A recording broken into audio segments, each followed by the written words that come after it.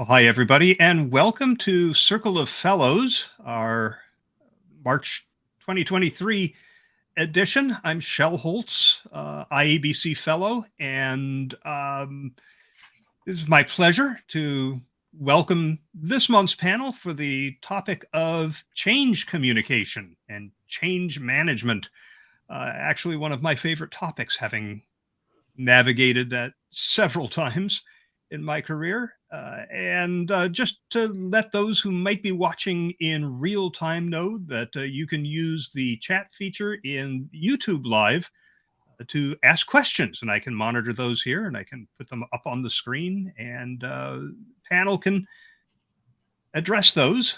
But I have a pretty good list of questions of my own to pose to the panel, and we'll start with those. By the way, I am Senior Director of Communications at Webcor, which is a commercial general contractor and builder in California, headquartered in San Francisco, and I'm in Concord, California, in my home today. And I'm going to ask the panel to introduce themselves, and we'll start with you, Mary. Well, hello, I'm Mary Hills, and I'm actually coming in from Phoenix. I am a professional scholar in residence at Loyola University Chicago. Obviously, Chicago and Phoenix are a little ways apart, so most of that is done virtually. But I teach out of the Master of Science Strategic Communication graduate program. So obviously, the course, one of the top courses that I have been responsible for is the Change in Leadership course, 402.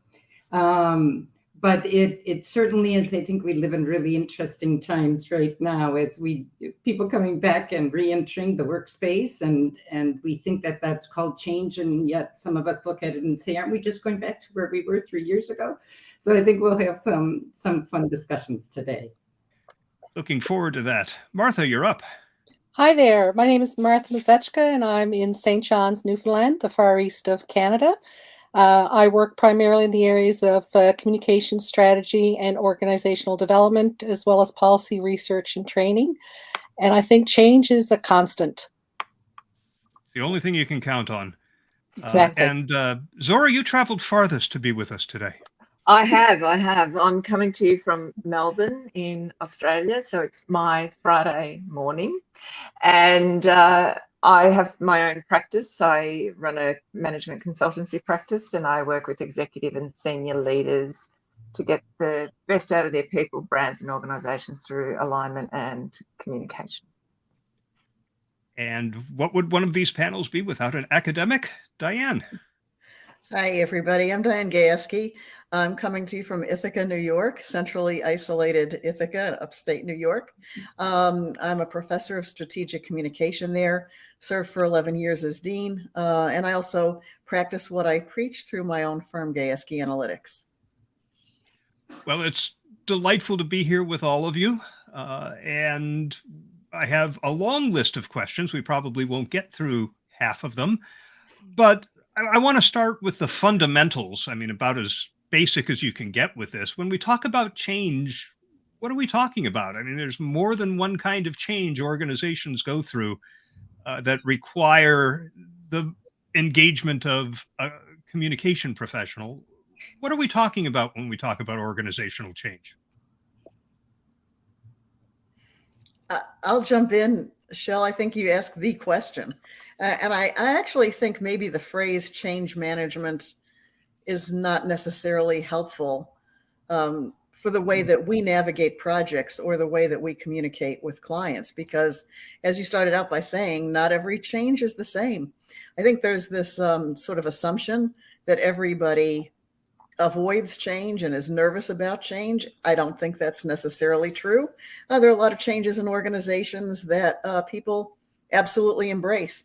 And some of them are little positive changes, like we're moving from one very old software platform to something that we're all excited about. And certainly it does take some announcements and maybe some training and some input, but it's not a big deal. Then there are other larger structural policy changes that require a lot of navigation, a lot of moving pieces. And in fact, maybe there is resistance to it. And then there is the kind of change that we all experienced the last couple of years that comes totally unexpectedly from the outside, and it's more like a crisis management. I think they're all different situations. They're handled differently. And I think the word management implies that it's something that needs to or actually can be controlled. And I think that's the first mistake. And I think for us as communicators, what most of us do is to establish relationships and dialogue and buy-in. And I don't think either change or management are the best words. When I think Anybody of else? change, I think of, is it, what sort of change are we talking about? And Diane's right. She was talking about, the major sort of structural changes, or, those small incremental changes. So is it behavior change that we're looking at, or is it mindset change that we're trying to do? So what type of change is it? And then you need to adapt and adjust accordingly to that. Well, and I think the other thing that is where the word management probably comes in is when we're talking about a culture of continuous change, right? It's the same way that we talk about in higher ed, continuous learning, right? And as a professional, you're never done. You're supposed to be learning all the time. And so I think that requires a little bit different mindset in that, are we looking for that partially opened window or that door that's wide open that we need to walk through? Well, the same thing is kind of true with a continuous approach to change. And a lot of those continuous things, the workforce, your clients, your large stakeholders, major stakeholders are such an important part of looking at what can be continuous change. I always think of it as almost being like small baby steps that you can take to just be just a smidge more efficient, just a smidge more effective with just a slight bit of an adjustment or alteration in what you're doing. I like that approach, Mary, because change for me is about progress forward. Often we associate change with instability or uncertainty, lack of understanding or acceptance. And so the negative connotations attached to those words take away from the opportunities that progress, moving forward, evolving, quality improvement, continuous improvement. How can you continue to make positive changes that lead you to be the best you can be, either as an employee, as an organization, as someone who works with customers or with communities or other institutions?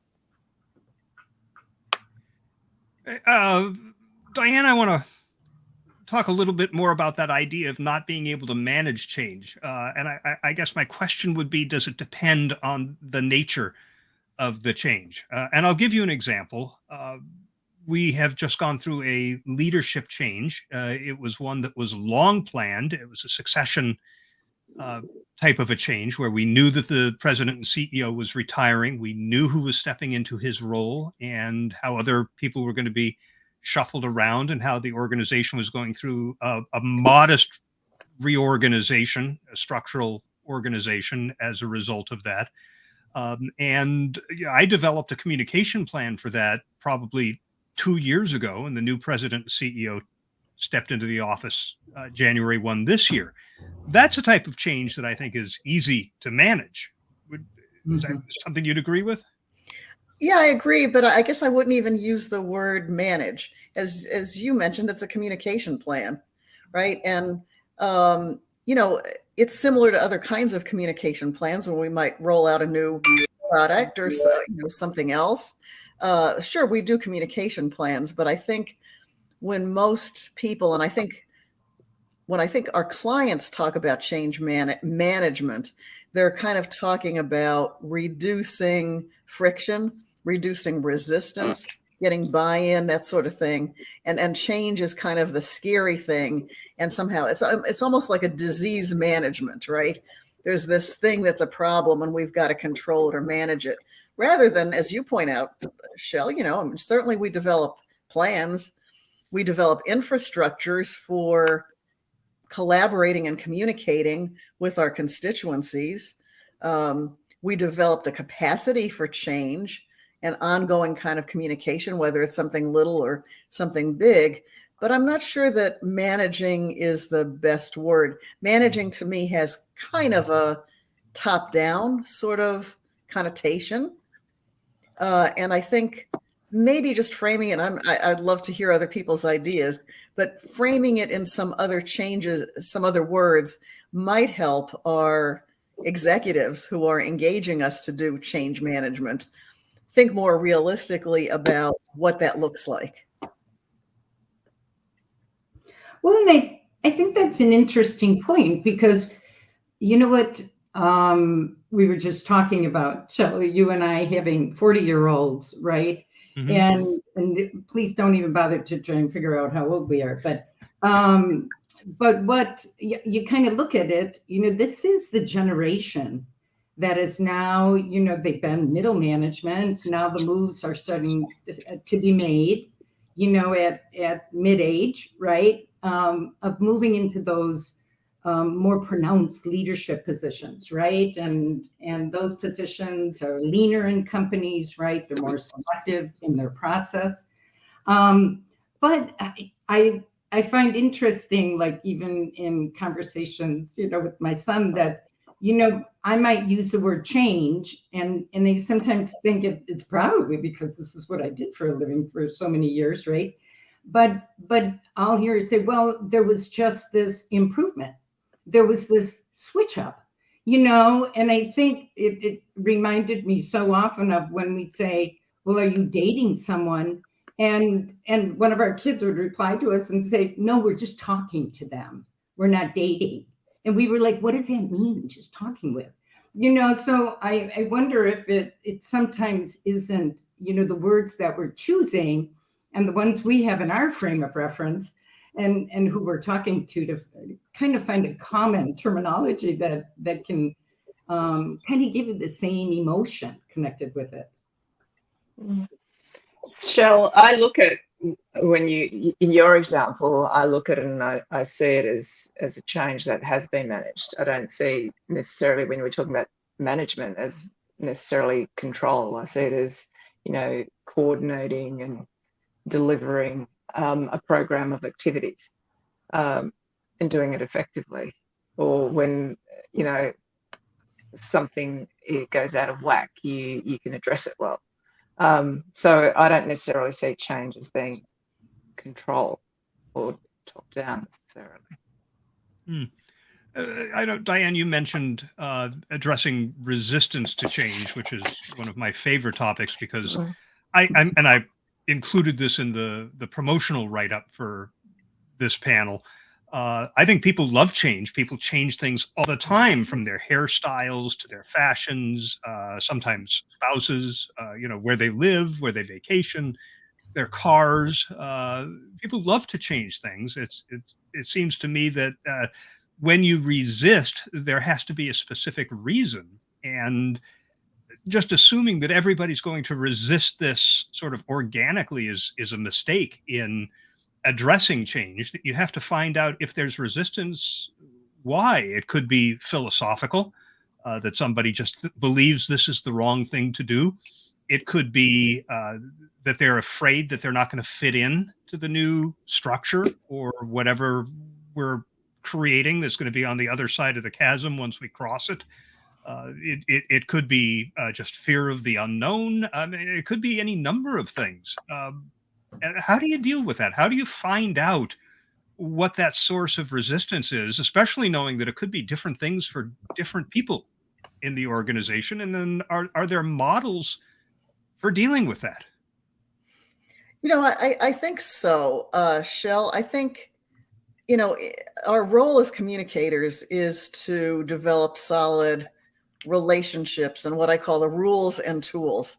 Okay, sort of practices, policies, and infrastructures that make it easy and efficient for us to collaborate. And I like the word collaboration more than communication. And I think, as you pointed out, people don't always resist change. They do resist a lack of control or knowledge. And there certainly can be certain decisions or outcomes that are not good for everybody, and they're going to resist it for good reason. And that's not going to be managed, right? If we're moving the headquarters from Ithaca, New York to San Francisco, some people might like it and I might not like it. It may be not good for my family, right? So I think that the mistake is to try to drop these announcements on people and convince them that it's a good idea, rather than to set it up as a collaborative process. I'm involved in a lot of strategic planning processes, doing one now with our local historic theater downtown.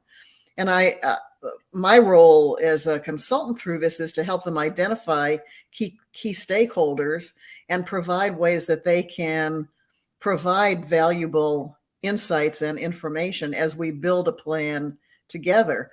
And then there's a lot less resistance to change because people understand each other's points of view and understand that they've been heard and get to see some of the logic in it. And they're kind of coming along slowly rather than being kept in the dark. And then all of a sudden, the curtains open and change is dropped on them by above. So I think that it can't just happen overnight, though. It has to be a culture of not only continuous improvement, but continuous collaboration so that people feel like they're a part in building this.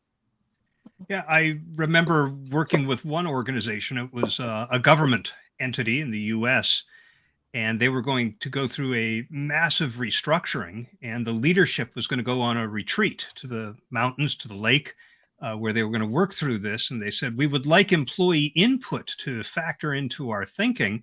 These are our goals. What do you think we should do? And they opened up a discussion board. This was back in the early days of bulletin boards. And they said, after looking through what everybody had contributed, they no longer needed to go to the lake. The employees had come up with the best solutions, and they just did what the employees suggested. Is that something organizations should do more of? I mean, communication is inherently two-way. Should there be more two-way engagement with employees or collaboration, Diane, as you say, in planning change? Well, I think there should be. Sorry, go ahead, Mary. I guess there are some things, that will change that we don't have a voice in, right? So if there is some sort of new regulation or law that we now have to follow that we didn't before, there's not necessarily a lot of input that's going to be needed for that type of a change, right? But for those things that are more connected maybe with strategy, where do we want to go, those kind of things. But I think even for that, again, and Diane, to your point, because what you were talking about with your theater, right, and the stakeholder groups, years ago, we always talked about this big differentiator in companies was going to be the channels of communication that they used, right? So were they in the one-on-one channels, right? The many-to-one, what were they using? Boom, boom. And it was kind of a drive into technology. Well, I think right now, what we really, or at least I know what we see, is that you really have to have that relationship with the stakeholder groups and keep up with them all the time. And that's the way you're going to get the sustainability of the organization, if we keep up with the stakeholders. But even stakeholder input can't always be the determining factor of where that organization has to go for sustainability. So I think if this is possible, can we say sometimes yes and sometimes no for an answer on that one? Yeah, sure. Sometimes it works just fine. Zora, you were going to say. I'm a strong believer in engagement through the process, and I've just recently, in this week, I'm working with an organisation on culture change, and I have, working with the CEO, the founder of the organisation, and the CEO, the board, employees, the whole thing. And, from the beginning, I said we need to engage stakeholders, and we need to also, make sure that we're working with our employees. So I've involved them through the whole process. They've all had input throughout the whole process, done co-design with them, all those sorts of things. And the key decisions are made at the executive or the board, actually. But ultimately, it's the input from the key people that are going to be affected by the change that's made this so smooth. So the engagement process is fantastic in that sense. And in another area, I'm working on another major project, which is part of a huge transformation of this organisation. And I was told initially, when I wanted to engage people with it, they said, "Oh no, they're exhausted. They've been going through transformation for a while. They won't want to engage." And when the call went out, if anyone wanted to get involved, they had the quickest response they've ever had, because people really wanted to get involved with this particular thing. They saw it as really important, and they wanted to have input. So involving people helps the process, and asking the questions, having that dialogue around, what are your issues? What do you think? Let's address the issues. Let's look at what the resistance is and how can we deal with that. Because as the communication professional, you're there to help connect the dots as well. So a lot of the change process is involved around sense making, I think, and trying to help people understand the why, the what, and how it's going to happen. I think there's also understanding how decisions get made. So, Shell, in your examples of, buying a new house, changing a hairstyle, planning a trip, we have a lot of control and decision-making power. And in other circumstances, maybe we have to sell the house because we are moving, and that's not necessarily our decision, but we still have some control. So with organizational changes, I think being clear about who has the power to make decisions, and making a distinction between collecting input that will guide decision making at a collective level or at an executive level, so that people can determine how much they invest of themselves in a process, and how they're going to engage. If we are going to transform an organization, what's the nature of the transformation, and what are the ways, the roles, and the opportunities for people to participate in that change in a meaningful way, rather than just saying, "Oh, hey, we had a town hall, we provided you with information, we've ticked that box, let's move on to the next phase of the change process." Yeah, I worked for an organization. This goes back to the early 90s, where they were doing probably the most significant overhaul of the organization structure I've ever been involved with a company doing. They were going to restructure everything, and everybody was going to lose their job, not their employment, but their specific job. And you had to apply for the new positions. And I came up with a whole communication strategy, and I was told by the leadership, I was fairly new at the organization. And by the way, they were changing to a matrix organization structure. So there were now going to be double solid lines and dotted lines. And I mean, it was a mess. And I presented the strategic communication plan for this, and I was told, no, just do a special issue of the monthly magazine. So I did, and it was actually very good. It won a gold quill. But when we started researching, we found that there was a substantial portion of the audience that didn't know there was a change happening because they didn't tend to read the magazine. There were many who were confused. It ended up being a nightmare because there wasn't a plan. So I want to ask, and I'd love all of your feedback on this. Let's take a giant step back. What is the role of the communicator in any kind of organizational change? I think that's a great question, Shell. And I hate to say it, it gets back to that old seat at the table thing, right? We need to be the ones brought in and a part of the way that organizations work, including how the decisions get made, right? We should be the ones orchestrating the process for making the decision, not just communicating it at the end. And I guess that's why I'm struggling to find some better language to help us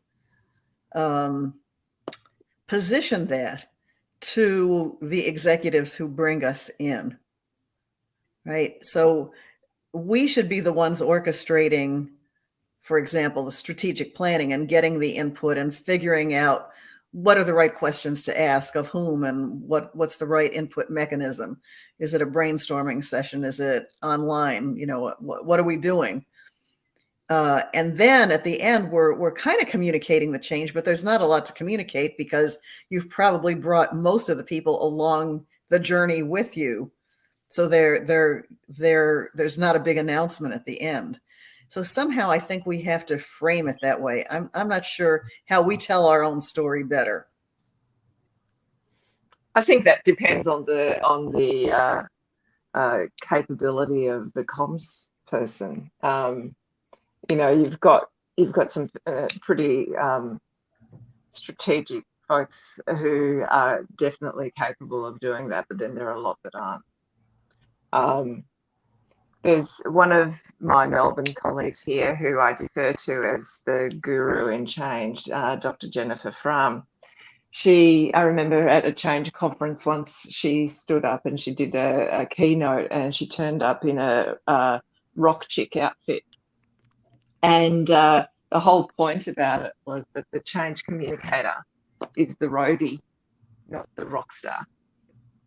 Mm-hmm. So, you know, she was talking about, you know, as the change comms person, as a professional in that space, you're there to make sure you're supporting that change process, but you have to be there right at the beginning, as you said, Diane.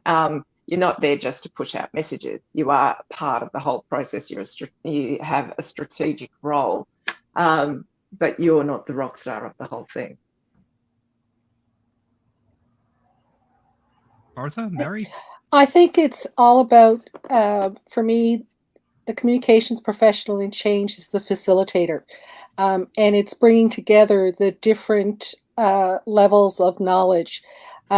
If, as a communications professional, you're aware of your stakeholders, you've built those relationships, you understand your audiences, you are well positioned to be in the place of expertise, if you will, where you know what people are thinking in certain areas, or how they think, or how they receive information. Being a collector, a facilitator, a connector of the different levels within an organization to make that change happen is pretty critical. If you don't have the relationships, if you don't have the understanding of your audience needs and your stakeholder investment in your organization, it does become pretty difficult to manage what is happening with a change process. Any thoughts, Mary? Yeah, and because Martha, thanks, because that was a word that was coming to my mind in terms of facilitate. And I don't even know that I think of it as a process initially.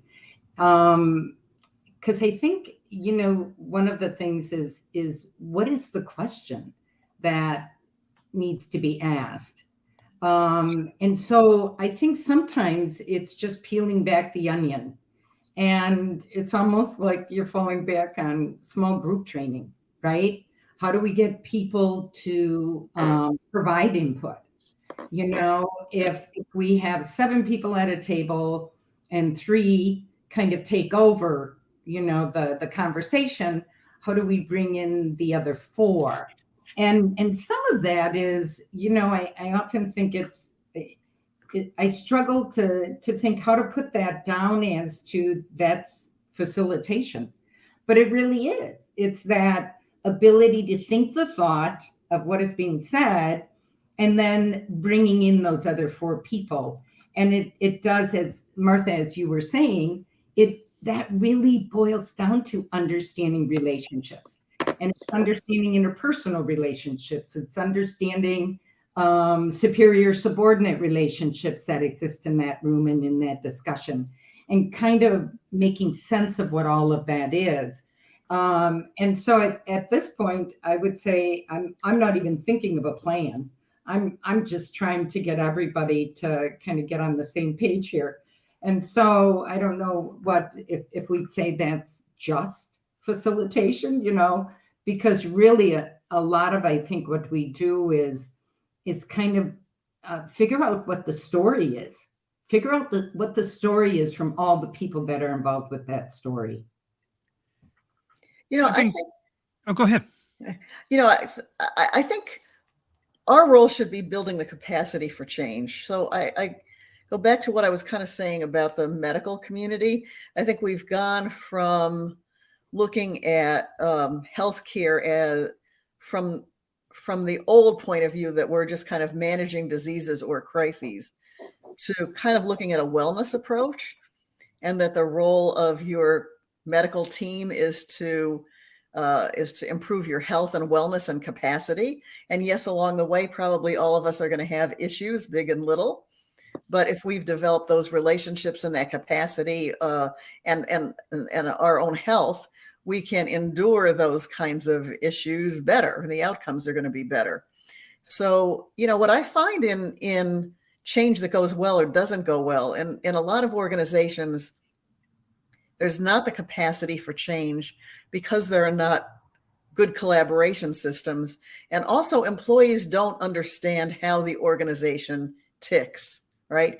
I've gone into organizations, they literally don't understand how that company makes money.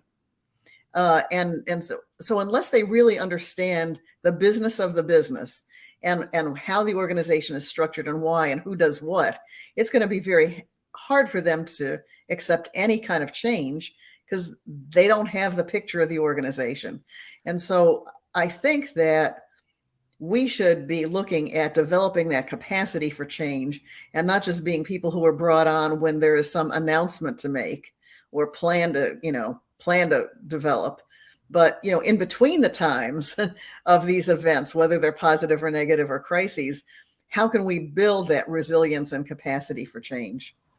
I'm glad you brought that up, Diane, because one of my all-time favorite communication books, which has been out of print for years, I had to pay a fortune to get a copy of it because I couldn't find mine, is Roger Dupree's Communicating Change. Yeah. And most of that book does not deal with communicating the deals with connecting employees to the marketplace so they're not surprised by change, that they can see it coming. And in many cases, they'll be able to say, because I know this change is coming, I see what's happening with our competitors, I see what's happening in the marketplace, I see what's happening with the economy. I think in our department, we can do this.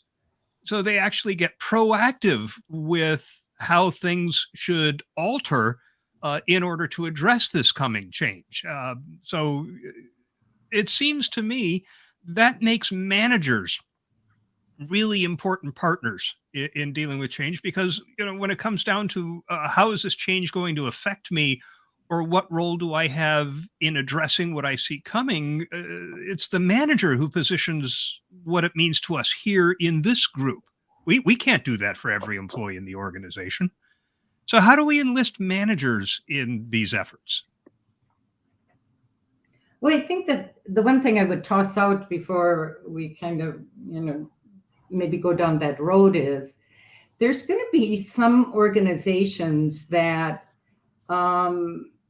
depending on what industry it's in, right, and what the composition of its employees are, what its customers buy from them.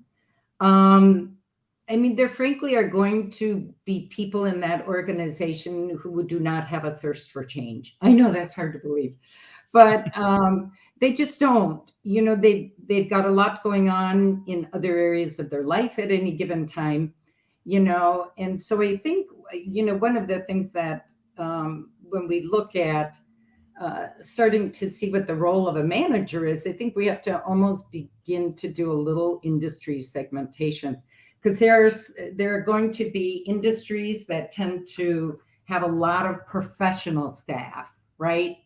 And so they have a threshold for change and a tolerance for it. So I think you really have to understand that organizational story and who they are, and then see what needs to be done, because not everybody needs to know all the nitty gritty, nor do they want to know the nitty gritty about change. You know, Shell, you mentioned Roger's book, and I couldn't agree with you more about educating employees about the customer and the marketplace.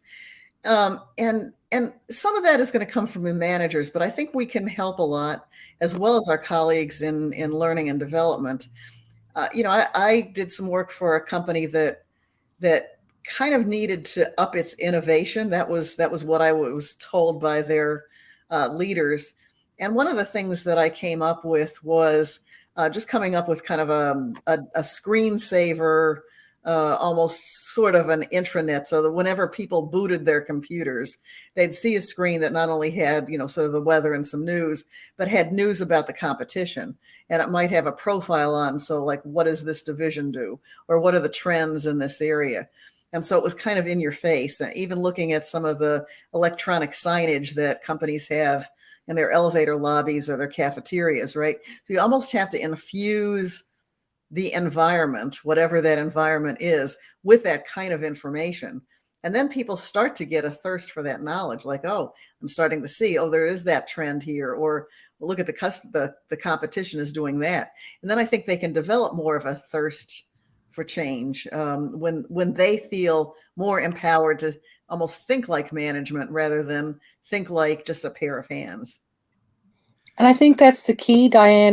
It's about, in some ways, changing behaviors and the culture that support that capacity for change. And so I work with a number of organizations that have a very strong safety culture. And part of their practice in one organization is to start meetings with a safety moment so that people share a particular practice, a tip, an approach, an issue that's connected with something that's current to reinforce that message. And it becomes part of your everyday habit.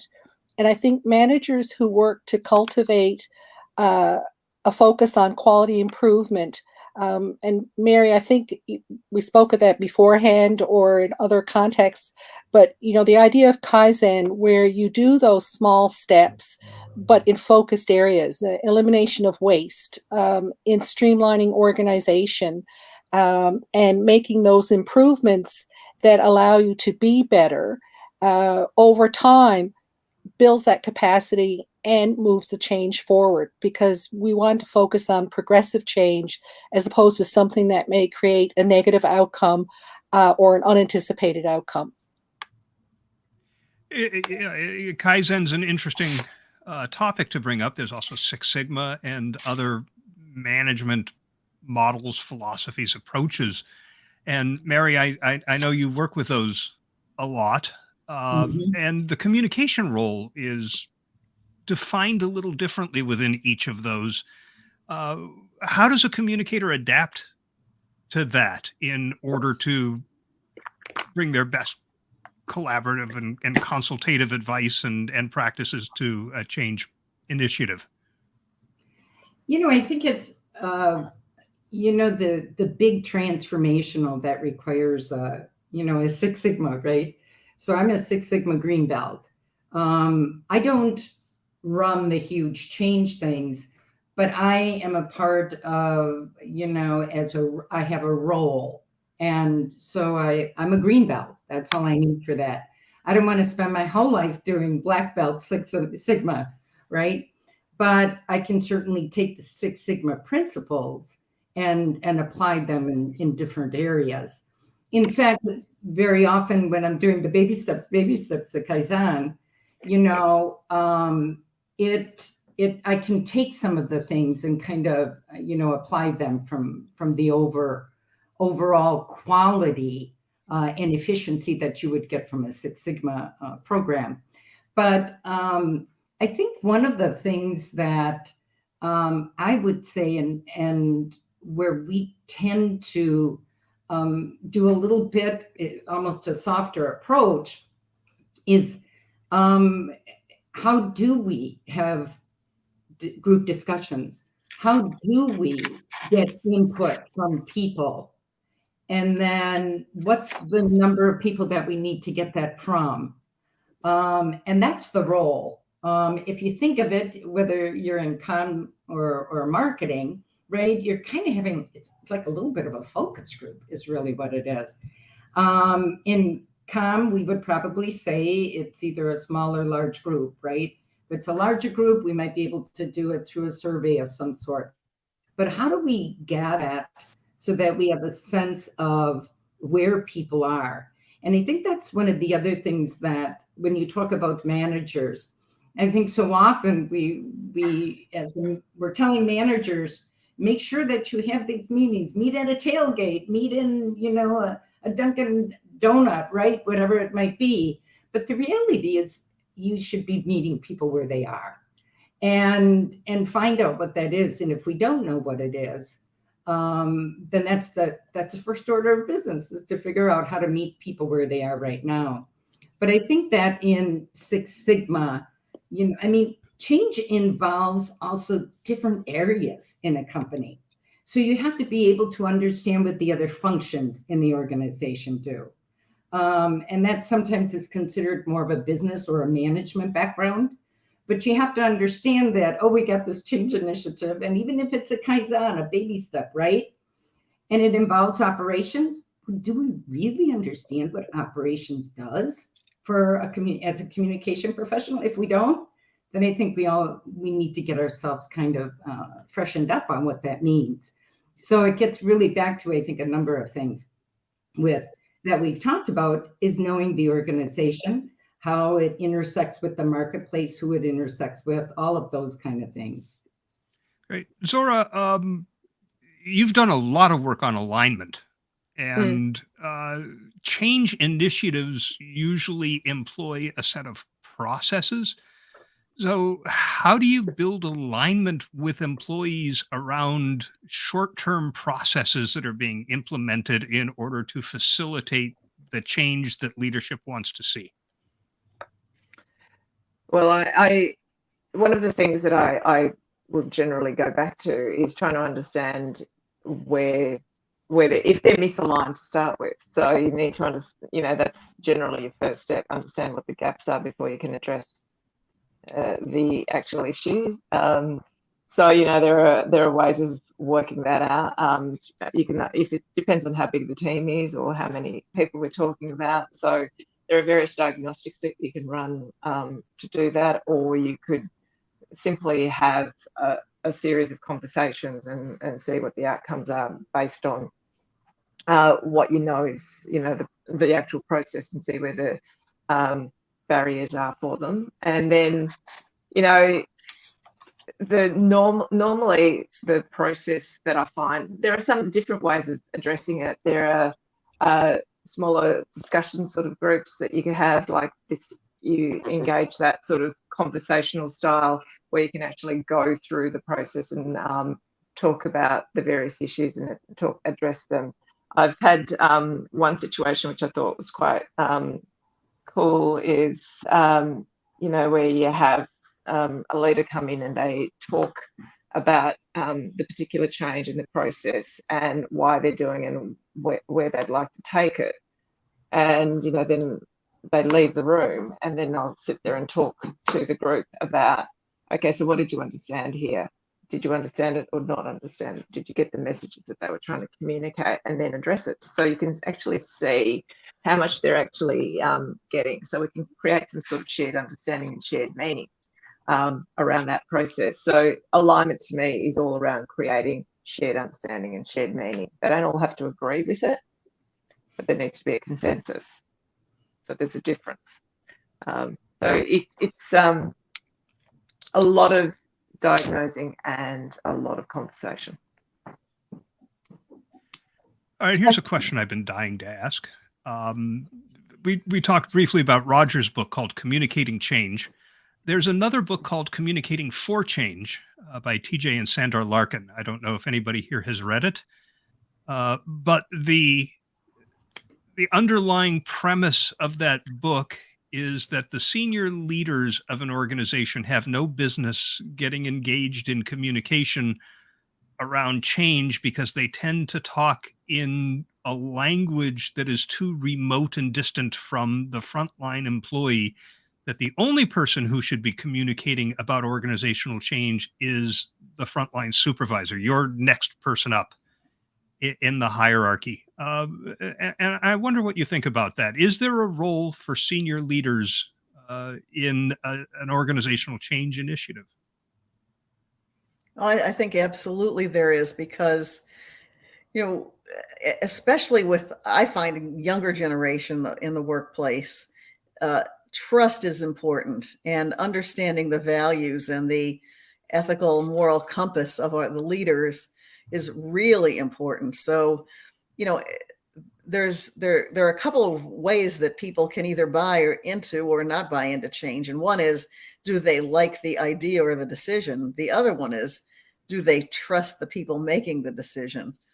And so I think it's our job to help leaders get in front of employees and talk about, or in a language that everybody can understand. It might be pretty brief. Of course, they can't drill down to how this, what they're talking about impacts every little group, right? But they can talk about a vision. They can talk about how they approach change, about how they make decisions. They can be more transparent about what goes through their minds, what bothers them, what perplexes them, what do they worry about as they're making a decision. What are some of their own fears, right? Then I think that sets the stage to then have conversations at another level, that direct report level of, okay, this is how this change or this decision is going to impact our little work group. Any other thoughts on the roles of leaders? I mean, I think part of it is establishing the vision. Totally. We're taking you somewhere. We have this vision of where we want to go, and we have to get you to want to come with us, even though it's going to be somewhat torturous getting there. But isn't it exciting where we want to be? Don't you want to be there with us? Help us get there. So I think there's that element of leadership. What else? What am I missing? Well, I think it's a good place to start. Shell, the example you gave at the beginning of the organization that wanted to create an offsite for the executive and said to the broad base of employees, hey, we're wanting to work in these 8 areas. What are your thoughts? That broad, big picture thinking allows people to see the scope of what they could offer. That vulnerability and being willing to listen and being open to receiving the feedback and being flexible and adaptable to the information they get that might inform or even perhaps change the direction that people are thinking about going in is pretty critical. And when we talk about vulnerability and being open, it's not always received well in terms of executive leadership, because they want to be strong, they want to be firmly rooted, they want to be able to, like the Statue of Liberty, hold that torch high to lead the way. But I think people forget that when you're willing to listen, you get to hear all kinds of great ideas that perhaps might not be part of your own lived experience or the sector in which you've been working. Yeah, I think one. I'm sorry. Go ahead. Sorry, Shell. One of the things that I did when I was dean that I found really useful is, as I was about to approach making a decision, I would go out to my faculty and chairs and say, okay, here's what's going on. Here's the decision I'm leaning towards. Tell me why this is not a good idea. How are all the ways that this can fail? What am I not thinking of? What are the sand traps out there that I'm not looking at? Please, before I make this decision, don't let me fall into this, because you're going to fall in with me. Help me think through all the possible negative outcomes or other ways that we can approach it. And then, people would often come up with some pretty good ideas. Or often they would say, well, this could happen, but, we're going to have to go with it. And then what I found is they were encouraging me, like, it's okay, Diane, that's a good idea. Don't be afraid. We're here with you. So I think, being able to show that vulnerability and not acting like you know everything, asking for some input really can work very well. Yeah, one other role of the leader that's very much aligned with that, my good friend, the late Tudor Williams, an IABC fellow, believed in, was that during the period of change, you had to unfreeze the organization. And then when the change had been completed, you had to refreeze the organization. During that period of unfreezing, it's leadership that says you have permission to do things differently, to try things to accommodate this. And you have to have that sense that it's okay to do this, and that comes from the top. We've been talking about change initiatives, but there's also change that just continues to be thrown at us every day. I mean, Martha, you said change is the only constant, which is certainly true. The market changes. There's new innovations. I mean, look at Chat GPT and the change that's causing in all kinds of industries. When you're talking about continuous change, what is our role then? I mean, we've already talked about connecting our employees to the marketplace, but what else can communicators do to help with this never-ending change that we cope with these days? Well, I think the number one thing, we keep talking about control and management, all these kind of loaded words that are out there. But I think it's just a comfort with dealing with the ambiguity. And we've said this so often, anybody who has ever outperformed or anything else, or done something, completely new, you have to be able to deal with the ambiguity of that. And I know one of my favorite authors was Dennis Waitley, and he used to train Olympic gold athletes or astronauts, that were leaving the Earth's atmosphere and heading towards, the moon. And how do you deal with just not knowing what the Sam Hill is going to happen?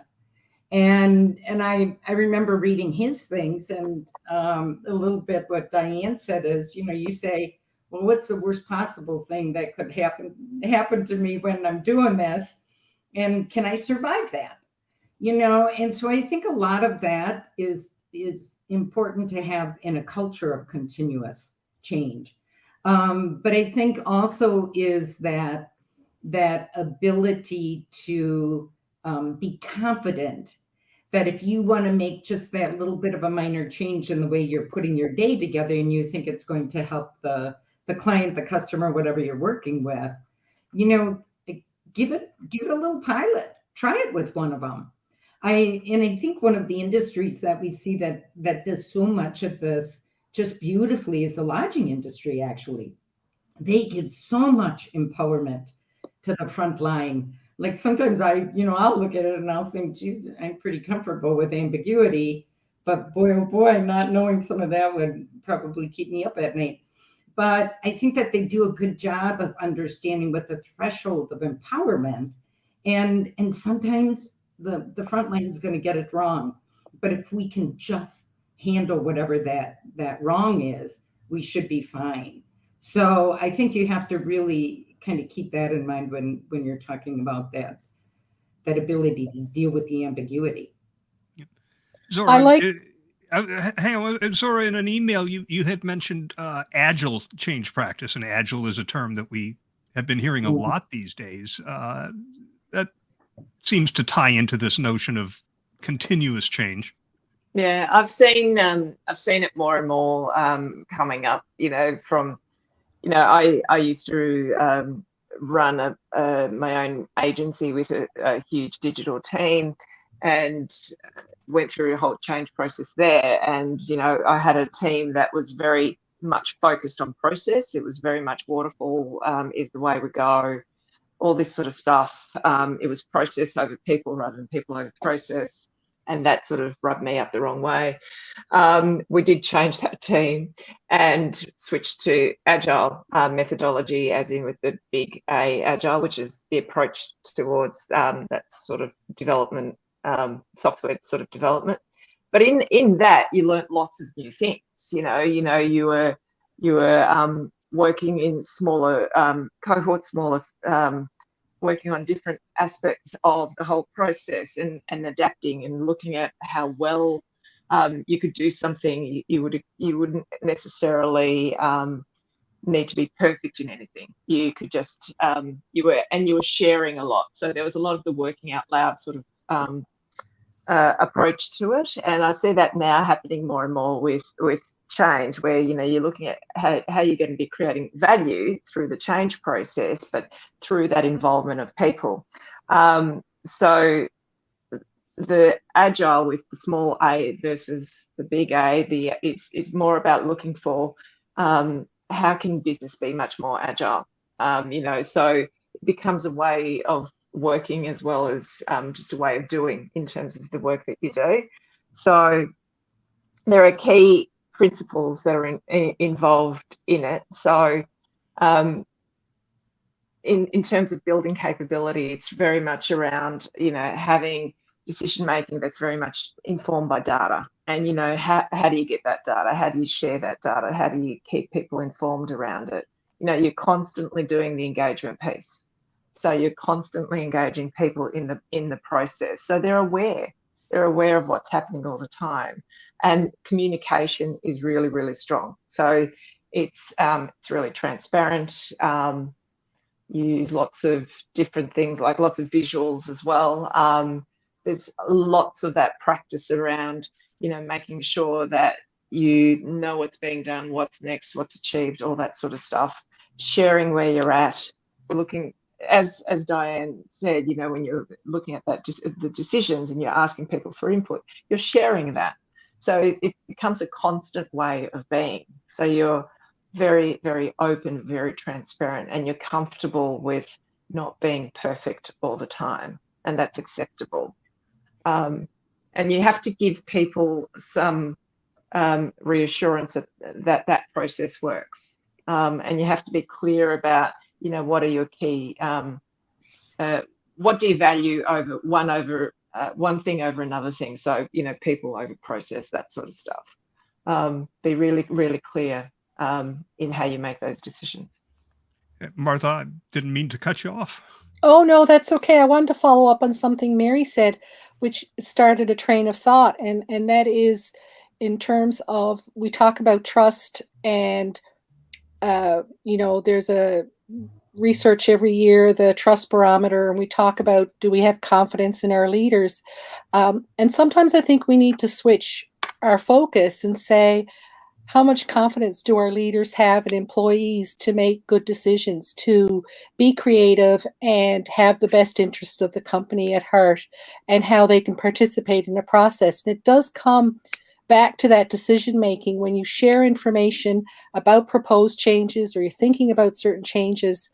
How do you demonstrate the leadership has trust in the employees to take on that leadership challenge themselves for making changes and moving forward?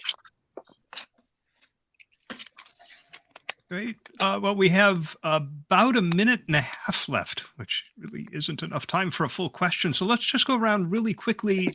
Your top number one piece of advice for a communicator who has perhaps never dealt with change before as an assignment, the number one thing that you would advise them to do. And Diane, why don't we start with you?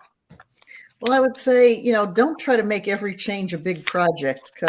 I think communicators, and sometimes what's requested of us is not just our own proclivity, but we want to make everything into a Gold Quill award-winning project. And then that sometimes just adds to the burden of each change. And I think for us to think about change as a continuous process, as something that's building capacity and collaborative, and not necessarily a big event, I think it's a better way for us to frame our work. Zora? I would say that understand that when you're dealing with change, that it's not necessarily the same as just everyday communication, that you have to understand that there are differences, and it's very much, there's a lot of it's based on emotion. So educate yourself about the differences between everyday change and change communication. Martha? I think for me, a communicator should, in thinking about change, understand their audiences and the relationships between them, and how they're connected, so that they can harness that energy and that power to move things forward. And Mary? I was going to say I must be last. I think pretty simple for me. It would be patient with yourself and be patient with everybody else.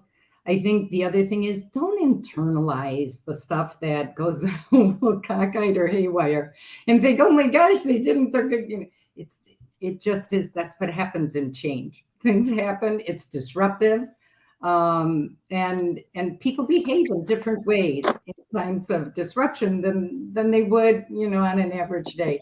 So I think you need to really keep a little bit of a sense of humor as you're kind of going through it. And hence Diane's point that we shouldn't call it management. I do want to let everyone know before we wrap up that episode 91 of Circle of Fellows will take place at noon Eastern Time on Thursday, April 20th. Our topic then is somewhat related to change. It's crisis management and reputation management. Companies definitely go through change when they're in the midst of a crisis. Our panel is excellent. We have John Clemens, George McGrath, and Carolyn Sapriel, and I'm delighted to say we also have Bob Burzok. Bob has been retired, I think maybe 20 years now, but he was the lead communicator, the top communicator at Union Carbide at the time of the Bhopal incident. So if anybody has been through the crisis fire, it's Bob. I'm delighted that he's agreed to be on the panel. Again, that's on Thursday, April 20th at noon Eastern. We'll have an announcement going up soon. Want to thank all of you for your time and expertise on today's panel. And of course, want to thank Anna Willie for all of her tremendous behind the scenes effort in pulling these panels together. So all of you out there watching, we'll see you next month. Thanks, everybody. Thank you. Thank you. Have a good one.